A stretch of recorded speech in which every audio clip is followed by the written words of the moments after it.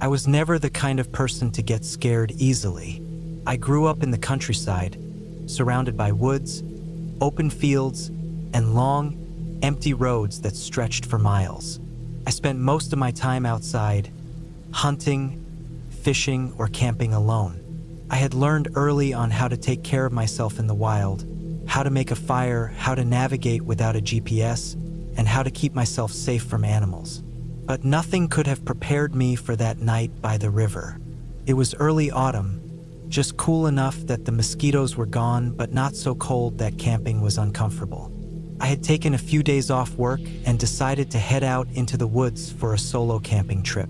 There was a spot I had visited a couple of times before, tucked away deep in a forested valley, right by a slow-moving river. It was a peaceful place, far from any roads or hiking trails. I had never seen another person there, which was exactly why I liked it. I parked my truck about a mile away from the spot and hiked in with my gear. The woods were quiet, aside from the occasional rustling of leaves as squirrels darted through the trees. The sky was overcast, casting a dull gray light over everything, but I didn't mind. I liked the quiet. It felt like the world had stopped, like I was the only person left alive. By the time I reached the river, it was late afternoon. I set up my tent on a small patch of dry ground, just a few feet from the water's edge. I gathered some firewood, built a small fire, and cooked a simple meal. The evening air was crisp, carrying the scent of damp earth and burning wood. As the sun started to set, I sat by the fire and listened to the river. The water moved slow and steady, making a soft, constant noise that blended with the sounds of the forest. I felt completely at ease, like I always did in the woods. But then, something changed. It was subtle at first. The usual nighttime sounds, the chirping of crickets, the distant hooting of an owl, faded away. It wasn't immediate, but over the course of a few minutes, the forest around me grew silent. I didn't think much of it at first. Sometimes, when a predator is nearby, smaller animals will go quiet. I figured maybe a coyote or a bobcat was moving through the area. I reached for my rifle, which I had leaned against a tree a few feet away, and rested it on my lap. It was more of a habit than anything else. I had never had to use it for self-defense before, but it was always better to be safe than sorry. I sat there for a while, staring into the fire, listening to the silence. Then I heard it, a faint, deliberate sound, a twig snapping, not the random crack of a branch falling, but the distinct sound of something or someone stepping on it. I turned my head slowly, scanning the darkness beyond the fire's glow. The trees were thick, their trunks stretching up like dark pillars against the dim sky.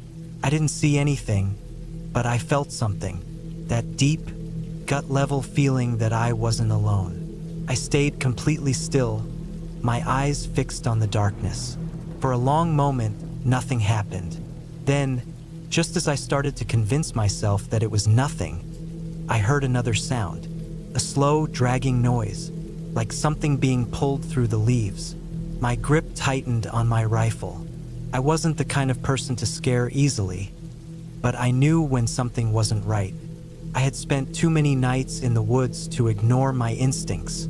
I stood up slowly, keeping my rifle close, and stepped away from the fire.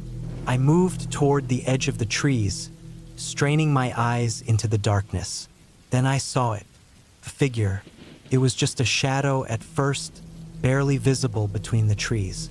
But as my eyes adjusted, I could make out the shape of a man standing completely still, just beyond the reach of the firelight. He wasn't moving. He was just standing there, watching me. A cold chill ran down my spine. I didn't say anything. I didn't ask who he was or what he was doing there. I just stood there, gripping my rifle, waiting. For a long time, he didn't move. And then, without a sound, he turned and walked back into the trees. I listened as his footsteps faded into the distance. Then, just as suddenly as it had disappeared, the normal sounds of the forest returned. The crickets, the owls, the rustling of leaves in the wind. I stood there for a long time, heart pounding, trying to process what had just happened. Eventually, I forced myself to sit back down by the fire. I kept my rifle in my lap and stayed awake for as long as I could, staring into the trees. By the time the fire started to die down, exhaustion began to take over. I knew I needed to sleep, but I didn't dare go inside my tent. Instead, I wrapped myself in my sleeping bag and sat with my back against a tree, facing the woods. I must have drifted off at some point because the next thing I knew, I was waking up to the sound of something moving outside my camp. I didn't move. I kept my breathing slow and steady, pretending to still be asleep. The sound was closer this time, soft footsteps moving through the leaves, circling my camp. I cracked one eye open and saw a shadow moving just beyond the dying embers of my fire. He had come back. He was standing there again, watching me. I gripped my rifle and slowly sat up. The moment I moved, the figure took a step backward into the darkness. Then another, and another, and then he was gone. I didn't sleep for the rest of the night. As soon as the first light of dawn broke through the trees, I packed up my gear and left. I didn't eat. I didn't even put out my fire properly. I just grabbed my things and started walking. The whole time, I felt like I was being watched. By the time I reached my truck, my hands were shaking. I threw my gear in the back, climbed into the driver's seat, and locked the doors. I didn't stop driving until I was home. I never went back to that spot. I never even told anyone what happened, because I knew what I saw, and I knew that if I had stayed one more night, I might not have made it out.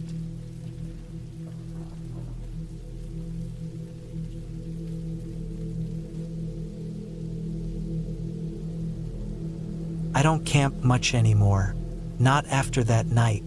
It was 2013, early autumn, and I had taken a trip out to the forest alone. I liked camping even though I wasn't the most experienced. I had gone a few times with friends before, but this was my first solo trip. I thought it would be peaceful, just me, the quiet, and the sound of rain against the leaves. The forest I chose was a few hours away from where I lived. I had found it online, a stretch of dense woods near an old logging road. Not a designated campsite, just wilderness. I liked the idea of being away from people, away from noise. I packed everything I needed: tent, sleeping bag, food, water, a flashlight, extra batteries, a knife, and a first aid kit. I had even checked the weather beforehand. Rain was expected, but nothing severe. I arrived late in the afternoon. The drive had been long, and the last few miles were nothing but muddy roads and thick trees. My car struggled a little as I got deeper into the woods, but eventually, I found a good spot. A clearing surrounded by tall pines, far enough from the road that I wouldn't see or hear another soul. The ground was damp from earlier rain, but nothing too bad. I set up my tent, unpacked my things, and gathered some firewood while there was still light. By the time the sun had started to set, I had a small fire going. I ate a sandwich, had some water, and sat by the flames, enjoying the quiet. The sound of distant thunder rumbled across the sky. The wind was picking up. The air smelled like wet earth and pine. I didn't mind the weather. I had always found the sound of rain calming. Then, as the light faded, I started feeling off. First, it was small things. The feeling of being watched. The way the trees seemed to press in closer. The firelight flickered against the trunks, casting long shadows that danced with the wind. I shook it off. Being alone in the woods could do that to your mind. Every little sound felt bigger. Every shadow seemed darker. I told myself it was just my nerves. The rain started lightly at first, just a few drops against the leaves. Then, within minutes, it became a steady downpour. I retreated into my tent, zipped myself inside, and listened as the rain hit the fabric above me. The sound was loud, constant, almost deafening. The fire outside had gone out instantly. I laid back, tried to get comfortable, but I couldn't shake the feeling that something was wrong. It was around midnight when I heard it, a noise outside my tent. First, I thought it was just the wind, maybe a branch snapping under the weight of the rain. But then I heard it again, a slow, deliberate movement, footsteps, heavy, careful, crunching against the wet forest floor. I froze. My breath caught in my throat. My heart started pounding. I reached for my flashlight, but I didn't turn it on. I didn't want to make a sound. The footsteps stopped. I listened, holding my breath. Nothing, just the rain. Then, another noise, closer this time. Something shifting, breathing. I forced myself to stay still. My mind was racing. A bear? A deer? But it didn't sound like an animal. It sounded deliberate, like someone was standing outside my tent, just waiting. I wanted to unzip the tent and look. I wanted to know what was out there, but something told me not to. Then, something pressed against the side of my tent. I felt it, just a slight push, barely enough to move the fabric. But it was real. Something was out there, and it knew I was inside. I gripped my knife, my hands shaking, and then it was gone. The pressure disappeared. The footsteps faded. I stayed frozen for what felt like hours, listening, waiting. The rain never let up, drowning out any other sounds. I didn't sleep. I just lay there, gripping my knife, heart pounding. At some point, exhaustion took over. I must have dozed off because the next thing I knew, the sky was getting lighter. The rain had slowed to a drizzle. I unzipped the tent carefully, my hands still shaking. The first thing I noticed was the footprints. Large, deep, not animal tracks. Someone had been there. Someone had stood outside my tent in the middle of the night. I scanned the tree line, my stomach in knots. Nothing. No sign of anyone. I packed up my things as fast as I could. I didn't eat, didn't stop to rest. I just stuffed everything into my bag and started back toward my car. The whole way, I felt like I was being watched. Every snap of a branch, every rustling leaf made my skin crawl. When I finally reached my car, my hands were shaking so badly I struggled to get the keys into the ignition. The engine roared to life, and I peeled out of there, mud spraying behind me. I didn't stop until I was miles away, back on a real road, civilization in sight. I never reported it. What would I even say? That someone stood outside my tent all night, watching me? That I felt like I was being hunted? There was no proof, nothing to investigate. But I know what I felt. I haven't been camping since.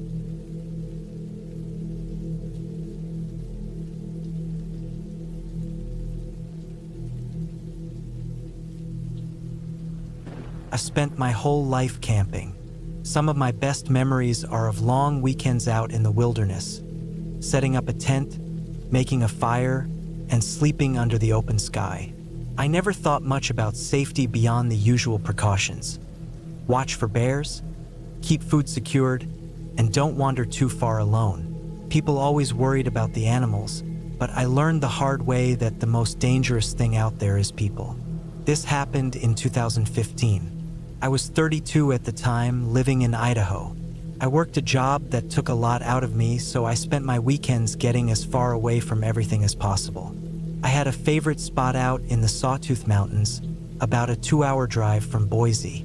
It wasn't an official campground, just a clearing by a river I found years back. No trails led to it, so it was rare to see anyone out there. It was peaceful, untouched, exactly how I liked it. That weekend, I packed up my truck and left early Saturday morning. I had enough supplies to stay 2 nights, plenty of food, water, and my usual camping gear. I also brought my Ruger .357, a habit I picked up after a bear encounter a few years back.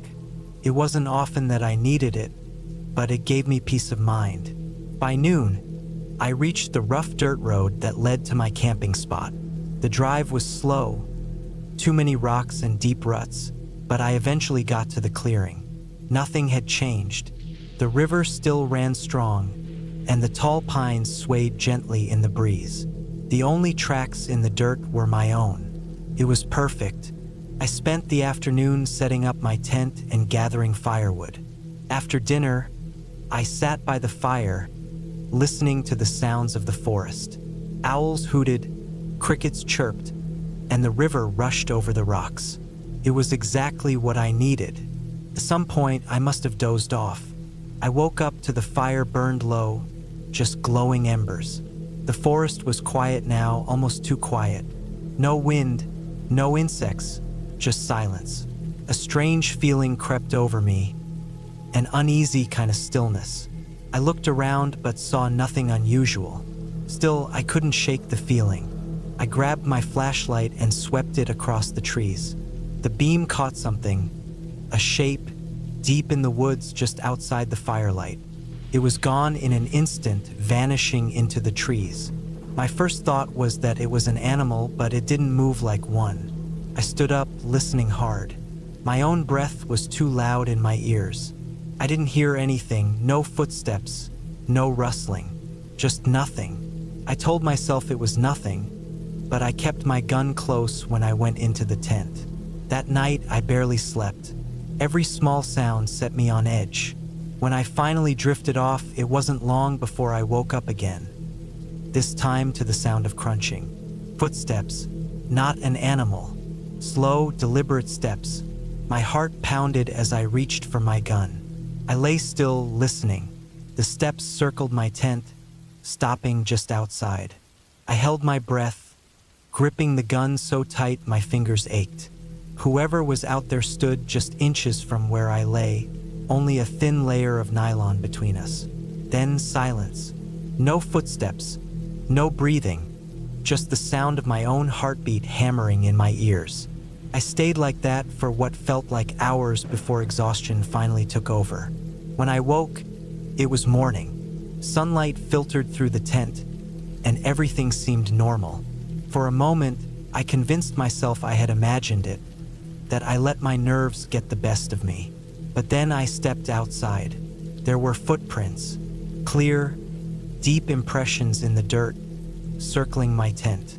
They weren't mine. I followed them to the edge of the clearing, where they vanished into the woods.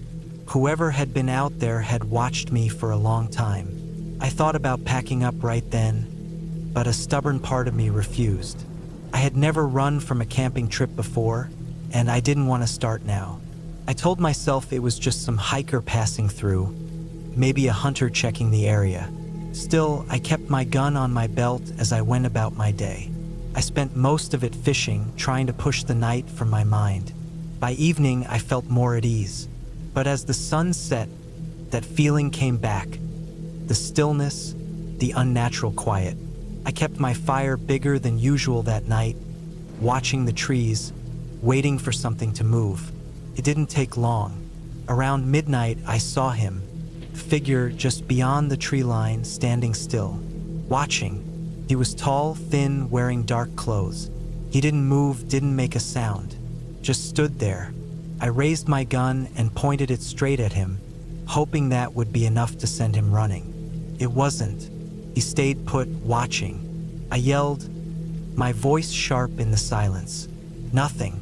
Not a single reaction. Then, slowly, he took a step forward. Then another. That was enough for me. I fired a shot into the air. The sound cracked through the trees, echoing through the valley. For a moment, he hesitated. Then, without a word, he turned and walked back into the woods. I didn't sleep. I sat with my gun in my lap, staring at the trees until the first light of dawn. The moment the sun was up, I packed my gear. As I threw the last bag into my truck, I looked back at the woods. He was there, standing at the same spot, watching. I didn't wait. I got into the truck and tore down that dirt road as fast as I could. I never went back to that spot. I never even told anyone what happened. But I know what I saw. Someone had been watching me. Someone had followed me. And the worst part?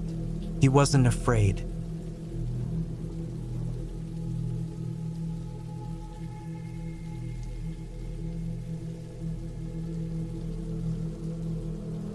I was never a big fan of camping, but my mom's friend, Lisa, had been talking about it for months. She loved the outdoors, always going on about how fresh air and nature did wonders for the soul. My mom couldn't make it, so she asked me to go instead. I wasn't thrilled about it, but I agreed. Lisa had picked a remote spot in northern Idaho, a quiet area with a large lake, dense forests, and barely any visitors. It was about a 4-hour drive from my place, most of it on paved roads, but the last hour was all dirt paths, winding through thick woods. The area wasn't a campground, no designated spots, no fire pits, no restrooms, just wilderness. She'd found it on some forum for outdoor enthusiasts, a hidden gem that hardly anyone knew about. The trip started off normal. I met up with Lisa early in the morning, loaded up our gear into her truck, and we headed out. The drive was uneventful until we got onto the dirt road leading to the camping spot. The trees grew so dense that they blocked out most of the sunlight, casting everything in a dull greenish haze. The path was rough, filled with potholes and deep tire ruts. Lisa had to drive slow, weaving around the worst spots. At one point, I noticed something off in the trees. It was just a shadow at first, something moving. I told myself it was an animal, but it felt like it was keeping pace with the truck. I kept watching, but whatever it was disappeared behind the thick tree trunks.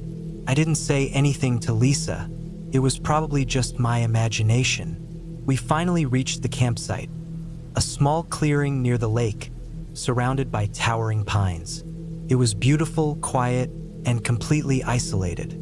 The only sounds were the wind in the trees and the occasional bird call. We set up camp, pitching our tents near the edge of the clearing.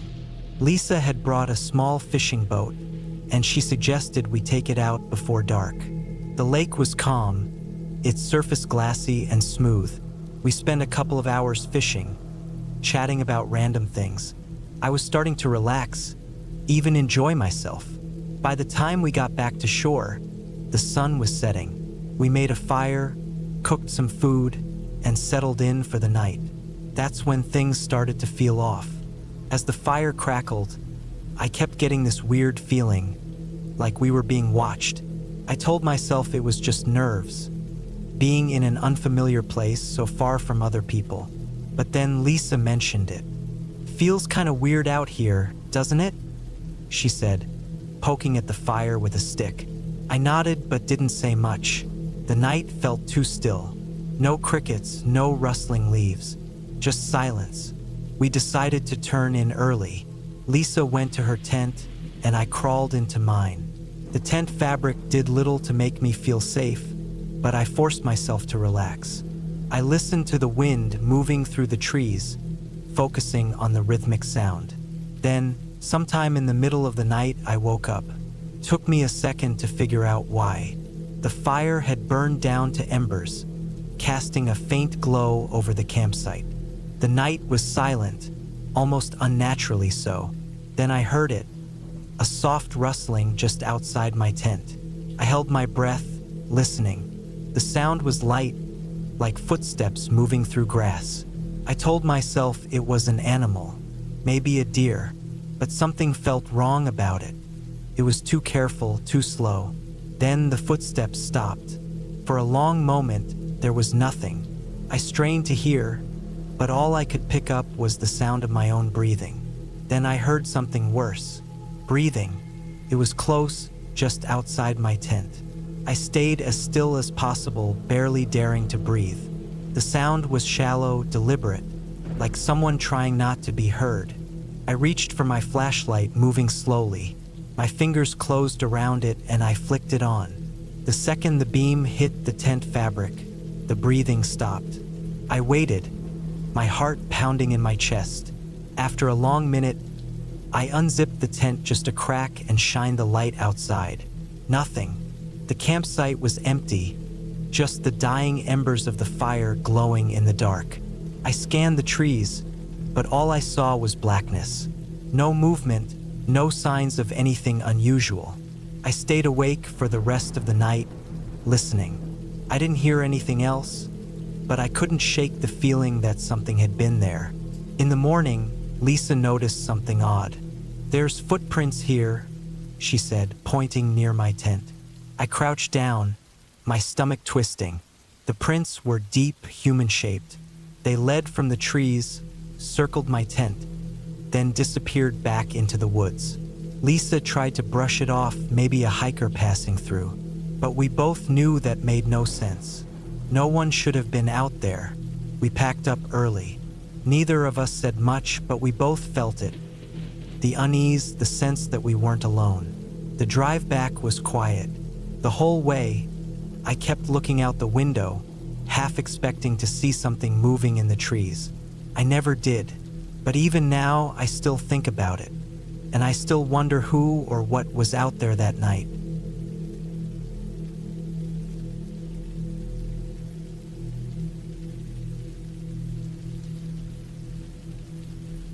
I never planned on camping in a graveyard. It wasn't some thrill-seeking adventure or a dare from a friend. It was just the most secluded place I could find that night. I was driving through a quiet stretch of back roads in Pennsylvania, heading toward the Appalachian Mountains, trying to put some distance between me and the life I had left behind. I had been on the road for a couple of days, stopping at small gas stations and sleeping in the back of my truck when I needed rest. I had a tent, a sleeping bag, and a few supplies, but I didn't want to stay at a campground or anywhere too close to people. I needed to be alone. That evening, as the sun was dipping below the hills, I passed by an old, overgrown cemetery. There was no sign, no fence, just a small dirt path leading into the woods. The gravestones were scattered, some leaning, some half sunken into the ground. The place looked long forgotten. No flowers, no fresh soil, just stones, moss, and silence. I pulled over, turned off my truck, and stepped outside. The air was damp and thick with the scent of earth and pine. The sound of birds faded as the last bit of daylight slipped away. It was perfect, secluded, quiet, away from everything. I grabbed my pack, set up my tent in a small clearing between the graves, and unrolled my sleeping bag. The ground was uneven, soft in some places, too firm in others. I tried not to think too much about what was beneath me. The wind picked up, rustling the leaves and making the old branches creak. I built a small fire, not too big, just enough for some warmth and light. The flames flickered, casting long shadows across the graves. I sat on the ground, eating a protein bar and staring into the fire, letting my thoughts drift. I didn't believe in ghosts. The dead were dead. What haunted people were the living, the memories, the mistakes they couldn't escape. I had my fair share of those.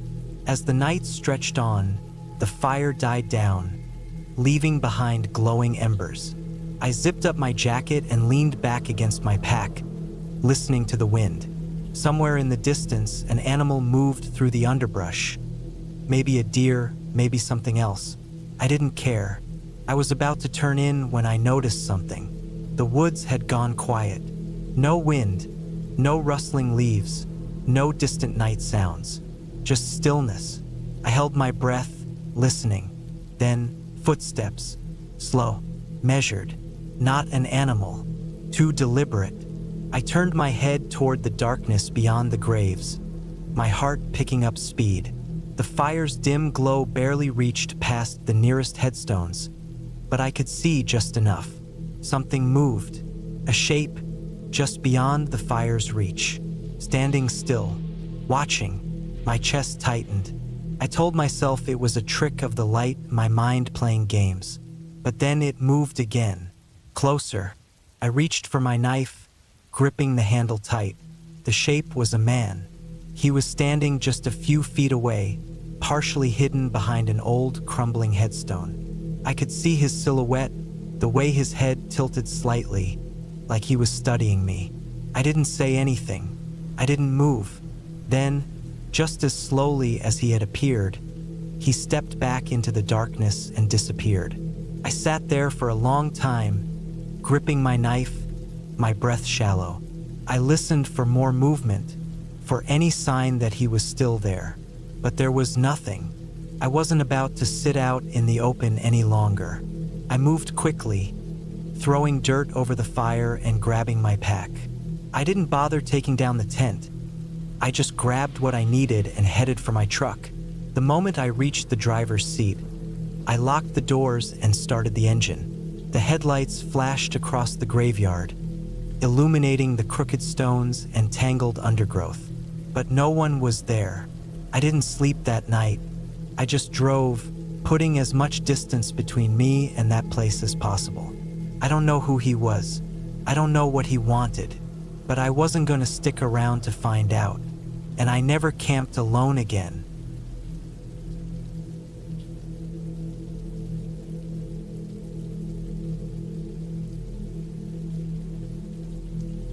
I always liked being outdoors. Camping was something I grew up with, something that felt normal. I never thought much about the dangers of it. If you're careful, if you know what you're doing, it's just you and the quiet of the woods. That's what I thought. Anyway, this happened in 2017. I was 28. I had some time off work, and I wanted to clear my head. I lived in Ohio at the time and had always camped in state parks, but I wanted something different.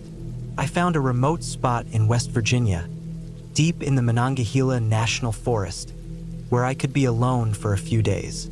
No cell service, no crowds, just me and the woods. I packed up my truck with everything I needed.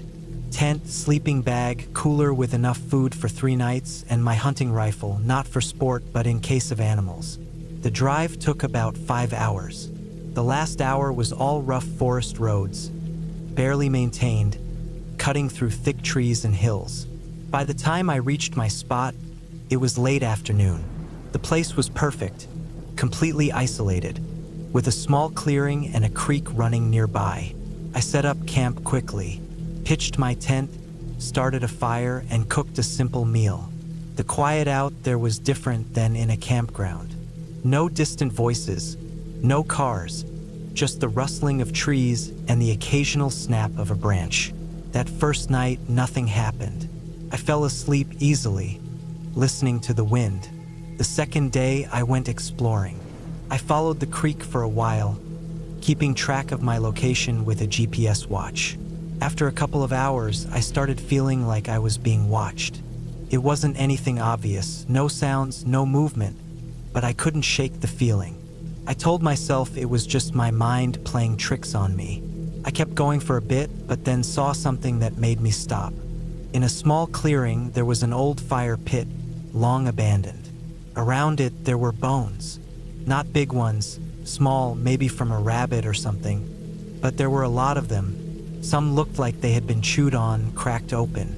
It wasn't that unusual. Animals do that. But something about the way they were scattered felt wrong. Like they had been placed there, not just left behind naturally.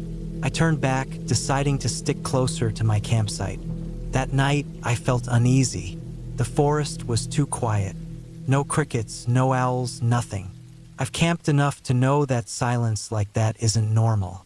I barely slept. Every little noise made me sit up, listening. At one point, I heard a soft snapping sound, like something stepping on a twig. But when I shone my flashlight outside the tent, there was nothing. The next day, I wanted to leave, but something stopped me. Maybe pride, maybe stupidity. I told myself I was overreacting, that I had 3 nights planned, and I wasn't going to let my own imagination ruin it. I spent most of the day close to camp, gathering firewood and keeping busy. Around late afternoon, I went back to the creek to fill up my water bottles. That's when I saw it. Footprints. Not mine. They were fresh, pressed into the soft mud near the water. They weren't boot prints either. Barefoot. I felt my stomach drop. I wasn't alone out here. I forced myself to stay calm. The prints led away from the creek into the trees. I stood there for a long time, staring at them, my brain trying to come up with a normal explanation. Maybe some hiker had passed through, but who hikes barefoot in the middle of nowhere? I walked back to camp, rifle in hand. I wanted to leave, but it would be dark soon. Driving those forest roads at night wasn't a good idea. I decided I'd stay one more night, but I wouldn't sleep. That night, I kept the fire going, sitting with my back against my truck. Every so often, I'd shine my flashlight into the trees, but I never saw anything. The night dragged on, the darkness feeling heavier than before. Around 2 in the morning, I heard it. A whistle. A single, sharp whistle from deep in the woods. I froze. It wasn't an animal. It wasn't the wind. It was a person. I stayed completely still, barely breathing. Then, a second whistle. Closer. I picked up my rifle, chambered around, and scanned the trees. I couldn't see anything, but I could feel something watching me. Then I heard the sound of movement. Slow, deliberate footsteps, just beyond the firelight. I wasn't going to wait. I grabbed my keys, jumped into my truck, and started the engine. The headlights lit up the trees, but there was nothing there. I threw my gear into the bed as fast as I could and sped off, not caring about the rough road. As I drove, I kept checking the mirror, expecting to see something behind me.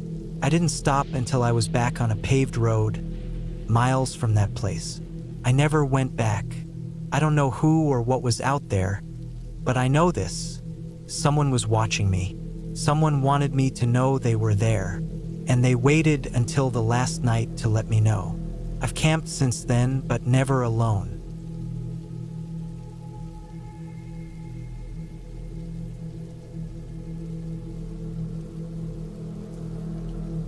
The last time I had been in the field, I had sworn to myself it would be the final time. I had done my share, more than my share. I had spent 20 years in operations that most people wouldn't even believe happened. I had walked through places no man should ever walk, seen things no man should ever see. When I finally left, I told myself I'd never go back to anything like it. That was years ago. Now I was retired, living a quiet life in the countryside. No more missions, no more tension in my shoulders every time I stepped outside. No more carrying a weapon unless it was for hunting. That's what I told myself, at least. I had taken up camping again. It was something I used to do when I was younger, before my career took over my life. I liked the solitude, the quiet of nature. No people, no orders, no threats. Just me, a tent, and the wilderness. This time, I had driven out to a remote area of a national forest. No marked campsites, no official trails, just a vast stretch of land where I could be alone. I had picked a spot miles away from the nearest road, set up camp by a small creek, and planned to stay for a few days. It was supposed to be relaxing. The first night was peaceful. I sat by the fire, listened to the sounds of the woods, and felt something I hadn't felt in a long time, at ease. I wasn't looking over my shoulder. I wasn't thinking about worst-case scenarios. That changed on the second night. I had been sleeping lightly, like always. Old habits don't die easy. At some point in the middle of the night, I woke up. No reason at first, just that sense you get when something is off. I stayed still, listening. The fire had burned down to embers, and the woods were quiet, too quiet. Then I heard it, a rustling, slow and deliberate, somewhere beyond the trees. Not an animal. An animal moves with uncertainty, starts and stops. This was steady, careful. Someone was out there. I stayed completely still. Whoever it was, they didn't have a light. That meant one of two things: they had night vision, or they knew the area well enough to move through it in the dark. Neither option was good.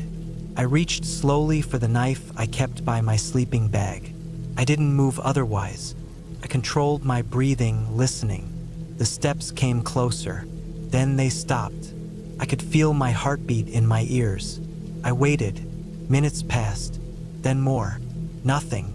Eventually, I heard the steps retreat, fading into the woods. I stayed awake until dawn. By morning, I told myself it had been nothing. Maybe another camper passing through. Maybe my imagination getting the better of me. But I didn't believe it. I checked the perimeter of my camp. The ground was soft from the recent rain, and I found the tracks easily. Bootprints. Not hiking boots, tactical. The kind I used to wear. That was when I knew. I wasn't alone out here, and whoever was out there wasn't just some lost hiker. I had been found. I packed my gear carefully, taking my time, making sure I left nothing behind. I didn't know who was out there, but I knew how these things worked. If they wanted me dead, I wouldn't have woken up at all. This wasn't an attack. It was observation. Someone was watching me. I had left that life behind, but it hadn't left me. I considered my options. Getting back to my truck would take half a day if I moved fast, but that was the problem. If I had been tracked here, they knew where my vehicle was. They could be waiting. I could go deeper into the woods, try to outlast them, but that was a gamble. I decided on something else, something they wouldn't expect. I set a trap. I moved a few hundred yards away from my camp, found a good vantage point, and waited. I had no rifle, no sidearm, just my knife and an old hunting bow I had brought for fun. It would have to do. Hours passed. Then I saw him, a man moving through my camp, alone, dressed like a hunter, but I knew better. He was looking for something. He was looking for me. I could have taken him right then, could have ended it, but I needed answers. I moved fast and quiet, staying downwind. When I got close enough, I stepped on a branch deliberately. His head snapped up. He reached for his belt knife, not a gun. That told me something. I moved before he could react. A quick strike, nothing lethal. I needed him alive. He hit the ground hard. I didn't speak. He didn't either. Just looked at me, breathing heavy. I saw the recognition in his eyes. He knew who I was. I took what I needed from him, maps, a radio, a notebook. Then I left him there. He wouldn't die, but he wouldn't be coming after me again either. I moved fast after that, covering my tracks. I reached my truck before dark. Nothing had been touched. That meant one of two things. Either he was alone, or the others were waiting further down the road. I took the long way out, miles of back roads, no stops. I didn't go home. That was a year ago. I don't camp anymore. Whoever he was, whatever he wanted, I never found out. But I knew one thing. Someone had come looking for me. And that meant someday someone else would come too.